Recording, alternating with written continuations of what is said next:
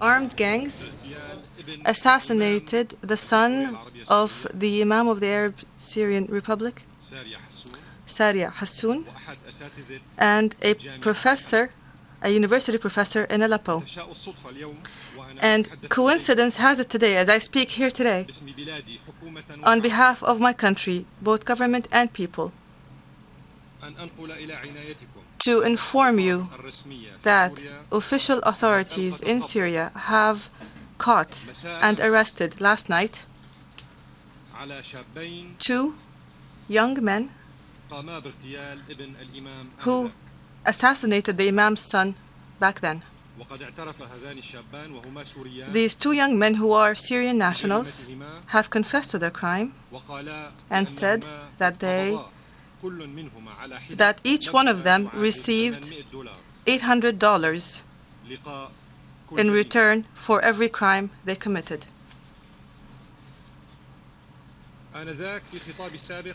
At that point, during that speech, some were questioning the presence of armed gangs in my country. However, today, and fortunately we have heard many colleagues encouraging these armed gangs to observe their commitments towards the Special Envoy Kofi Annan's plan. Syria, as everybody knows, has welcomed from the very beginning the mission of Mr. Kofi Annan, and it has dealt with it positively and in an adequate manner, as well as with the Special Envoy of the UN. It has asserted that it will spare no effort to guarantee the success of this mission within the framework of a responsible national sentiment that drives us all to put an end to this painful crisis that Syria is experiencing.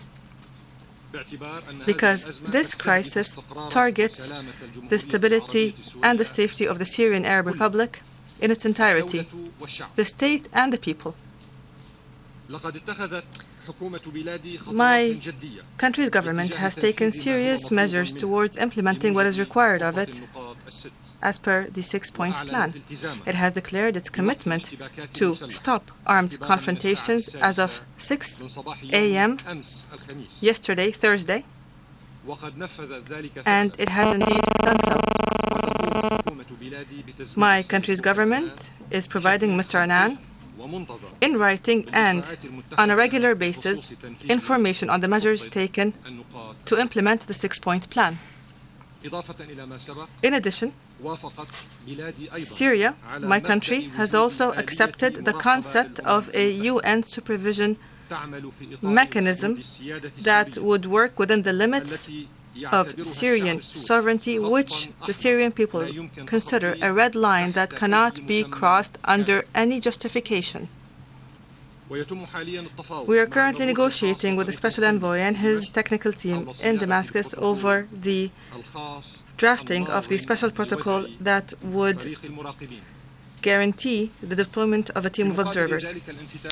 And in return for this openness and cooperation and commitment on the Syrian part, and ever since Damascus accepted Mr. Annan's plan, terrorist operations have escalated, including aggression and the killing of government forces as well as civilians, the sabotage and destruction of infrastructure, as well as the forceful eviction of peaceful citizens to prefabricated camps in neighboring countries to lay the groundwork for creating a refugee crisis that would be politically used and built upon later in order to establish so-called buffer zones that would in turn justify calls for foreign military intervention. What worries us in this context is the ill intentions of some member states of the Council with regards to Syria, in that they deliberately do not hold armed gangs accountable for their crimes and for their aggression against Syrian civilians and military personnel. For our part, we have offered and provided Mr. Annan with documented information on the violations that were perpetrated by armed gangs after the ceasefire went into effect yesterday. These violations numbered 50 violations pertaining to the killing of dozens of civilians and members of the army, as well as law enforcement personnel, not to mention the destruction of many private and public installations. Mr. President, what we find puzzling here is that some of those who claim to care for human rights have paid no attention to information submitted by numerous international bodies other than the Syrian government about the grave human rights violations perpetrated by armed groups in Syria.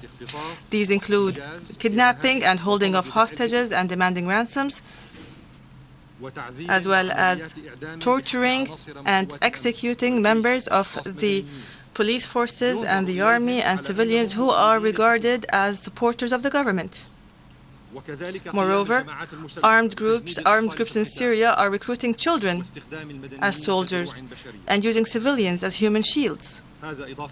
Add to all this the many in-depth field exposés that were published by major media bodies which affirm that armed gangs in Syria are committing unprecedented criminal activities.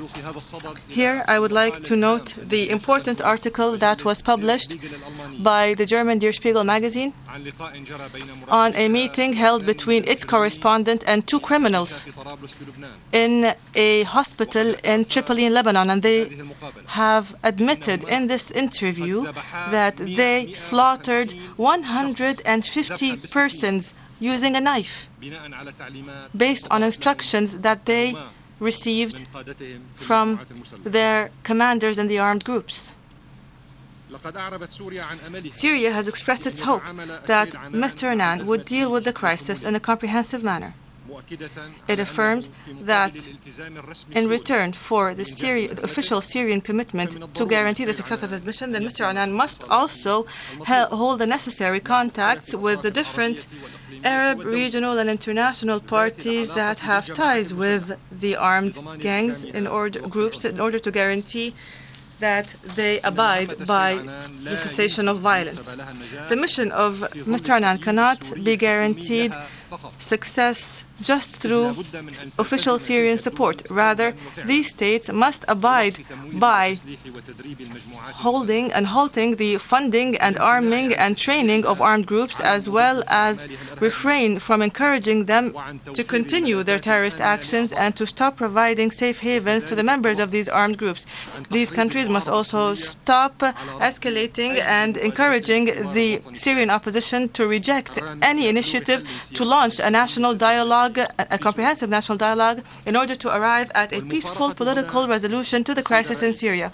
And it is worth noting here, Madam President, that while Mr. Annan was holding intensive talks with his Syrian interlocutors, some were holding conferences that are parallel to Annan's plan in Istanbul in a clear attempt to circumvent his mission and the role of the United Nations, as well as an attempt to undermine the chances of the success of this mission and this role, and their attempt to help Syria exit this crisis. Some have even endorsed a funding mechanism that would enable Gulf countries to fund armed groups by offering salaries to members of these groups, not to mention the pledges taken by those attending the conference to offer $100 million in order to feed the flames of the crisis instead of extinguishing them.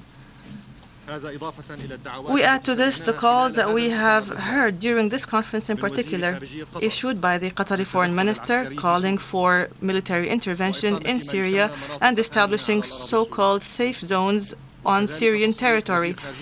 We also note here the statement by the Saudi foreign minister, who said that arming the Syrian opposition is necessary. And we pose a question here. What does it mean when some states say that they support Annan's mission while undertaking parallel activities that aim to guarantee necessary funding for armed groups and to arm them and militarize them, as well as impose sanctions on the Syrian people while calling for direct military intervention in my country? All of these are issues that are in complete contradiction with the text